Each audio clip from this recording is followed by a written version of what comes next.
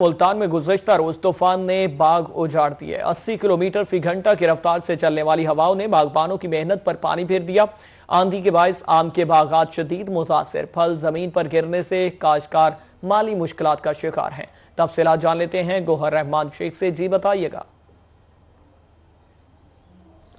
جی بالکل، ملتان سمیت جنوبی پنجاب اس وقت جو ہے وہ شدید آندھی اور طوفان کی زد میں دکھائی دیتا ہے، اور روزانہ کی بنیاد کے اوپر یہی صورتحال کا سامنا ہے۔ اور سیزن کی اب تک 3 جو ہیں وہ زوردار تیز ترین جو آندھیاں ہیں وہ آ چکی ہیں، اور اس کے نتائج یہ نکل رہے ہیں کہ پوری دنیا میں پہچان ملتان کا آم وہ شدید خطرے میں دکھائی دیتا ہے۔ اور جو گزشتہ روز آندھی آئی ہے اس کی محکمہ موسمیات کے مطابق 80 کلومیٹر فی گھنٹہ کے حوالے سے رفتار تھی اور تیز آندھی تھی، اور اس کے نتائج یہ نکلے ہیں کہ بڑی تعداد میں جو آم کے باغات ہیں وہ اس سے متاثر ہوتے ہوئے دکھائی دے رہے ہیں، کیونکہ آئندہ آنے والے دنوں میں آم کی فصل تیار ہو جائے گی، پھل موجود ہے درخت کے اوپر، اور بڑی تعداد میں جو پھلوں سے جو درخت ہے وہ زمین پر گر چکا ہے، جس نے آم بننا تھا اور تیار ہونا تھا اور پوری دنیا میں جانا تھا، جس سے جو کاشتکار ہیں، آم کے باغبان ہیں، وہ بھی خاصے پریشان دکھائی دے رہے ہیں۔ اس وقت ہم ملتان کے ایک ایسے ہی باغ میں موجود ہیں، اور اس نقصان کے حوالے سے، اندازے کے حوالے سے بات کی جائے تو اب تک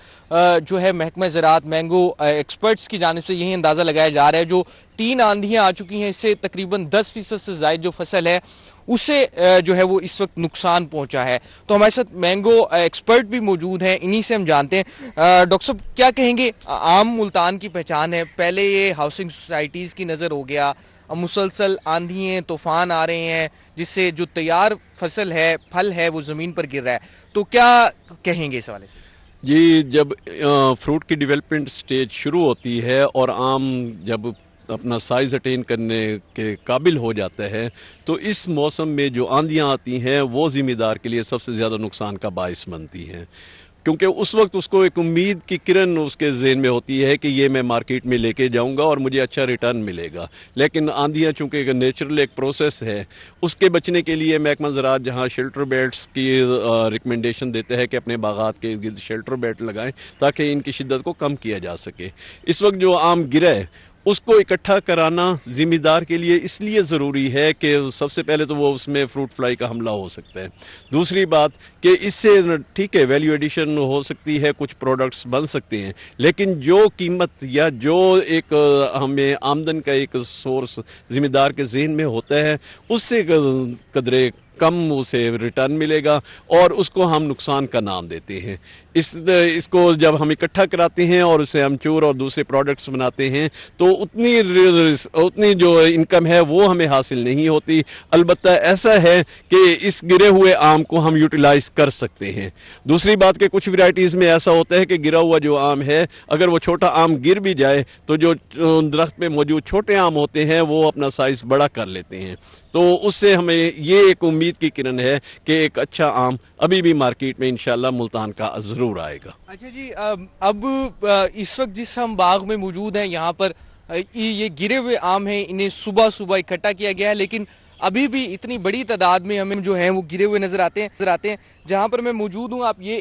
ایک پیڑ ہے اور ایک درخت ہے، اس کے ادھر ارد گرد ہی آپ دیکھ سکتے ہیں یہ وہ آم ہے۔ میں اپنے کیمرامین زین سے کہوں گا دکھائیں کہ یہ دیکھیں جی، یہ تیاری کے مراحل میں تھا اور اس کے اوپر کلر بھی مکمل طور پر آ چکا ہے، لیکن یہ گر چکا ہے اور اس کو نقصان پہنچا ہے۔ اسی طرح سے ہمیں پورے باغ کے اندر جو ہے وہ آم جو ہے وہ گرے ہوئے دکھائی دیتے ہیں، اور آم کا اس وقت ہم آپ کو سائز بھی دکھاتے ہیں کہ اس وقت آم کا جو ملتان کا مشہور آم ہے وہ اپنے مکمل طور پر سائز پر پہنچ چکا ہے۔ اگر ایسے میں اس کو 10 سے 15 دن مزید اس کو لگیں گے تیاری کے عمل میں، اگر آندھی آتی ہے تو یہ